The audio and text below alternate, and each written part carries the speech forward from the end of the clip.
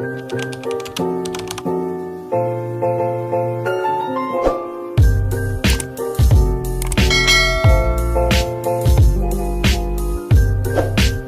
guys! Panibagong araw ulit at ngayon ay March 26. Oto yan nga, mukhang wala sa kondisyon ng aking anak. Tingnan nyo nga naman, nakabusangot. Hindi ko alam kung dahil bagong gising lang din kasi siya dyan. At hindi man lang ngumingiti. So yan nga po guys, kami ay papunta po doon sa tindahan sa kung saan po kami ay bumibili ng aming almusal na lutong ulam. Hindi lang naman din masyadong malayo po yan. Kumbaga parang sa kabilang kanto lang din po. Medyo maaga-aga pa naman para naman kahit papano maarawan din si Yana, makalanghap din ng hangin ba, sariwang hangin na hindi laging nasa loob ng bahay. Sinama ko po siya dyan. So ayan nga, kung makikita niyo po parang medyo nabukid po yung papunta po doon sa kung saan bumibili kami ng lutong ulam. At ayan na nga guys, dyan po kami bumibili ng aming almusal kadalasan. So, ayan nga po.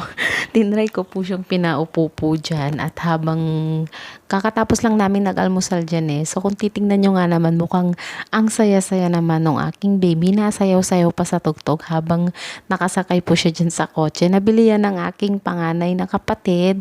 So, bago niya ibenta din ay pinalaro nga muna niya sa kanyang apo at pinahiram din kay Yana. Tingnan nyo nga naman, nasayaw siya. Alam nyo ba, tuwang-tuwa ako kapag nakikita ko siyang sumasayaw.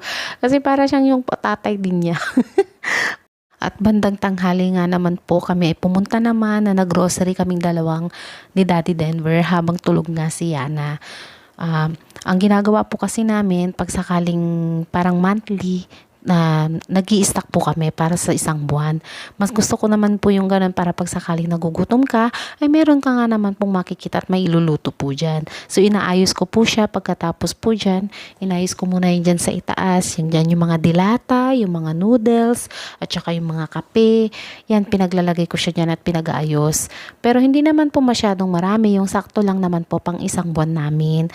Nasanay na rin kasi kami na kahit nung wala pa si Denver, kahit nung hindi ko pa namin siya kasama dito sa bahay, ganyan din nga po yung ginagawa ko po talaga. Yung ginagawa ko po, namimili ako pang isang buwan na po. Hindi naman nauubos lahat. Minsan may natitirang dalawa o kaya isa pa doon sa isang like yung parang corned beef o kaya yung noodles, ganyan. Pag sakaling may dalawa na lang or saka naman namimili. Basta end of the month, ganyan kadalasan naman po. So masakto naman po, pero hindi naman po lagi kaming sa sardina, hindi naman po yung laging dilata kasi nga hindi naman po pwede yun or laging noodles. Pero pag sakali nga naman pong pang-almusal, ganyan, or hindi man sila nakapamili bago umuwi, at least meron po kaming magagamit. So ayan nga po, inaayos ko po siya dyan kasi mas gusto ko yung parang maganda yung maganda ba sa mata, ganun po yung gusto ko po kasi si Denver hindi mo siya maaasahan sa ganyan kasi pag nilagay niya yan, asahan nyo basta't nilagay niya. So ako na lang po yung nag-aayos para wala na lang problema.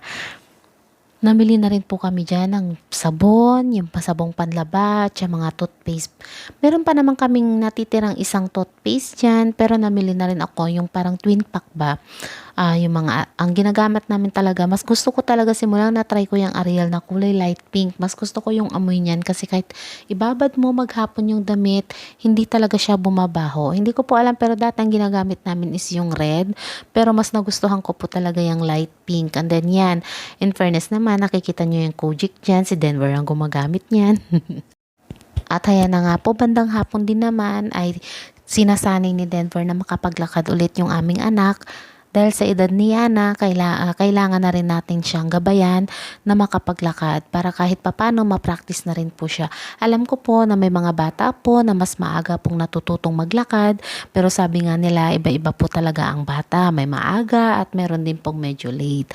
So ayan nga, si Yana ay hindi pa niya talaga kayang mabalanse mag-isa yung kanyang sarili, kaya tinutulungan namin siya. Pero alam ko darating din ang araw na kakayanin din niya ng aking anak. Naman bandang gabi ay Diyos ko, parang wala pa ring balak matulog ulit ang batang ito. Kinukulit pa rin niya ang kanyang tatay. Mukha talagang sinusulit ng aming anak na kami ay kasama niya buong hapon. Yun nga lang nga, hindi nga namin siya naisama kanina sa dagupan kasi nga nag-aalala ako na baka nga naman umulan kaya mas mabuti na yung manigurado para hindi naman kawawa kasi siya pag sakaling sipunin siya. Sobrang init tapos saka iulan, maamoy niya yung singaw ng lupa. So, ayoko naman ng ganun. Kaya mas minabuti namin na iwan na lang siya at kaming dalawa na lang ang magpunta sa dagupan. So, ayan nga, nangungulit pa rin. Kinukulit siya. Tuwang-tuwa naman yung tatay niya pag ganyan. So, ayan na nga guys. Yan ang ating kaganapan ngayong March 26 at tulog na nga ang aking baby. So, time na rin para matulog na rin ang mami. So, salamat po sa panonood. Next time po ulit. Bye-bye!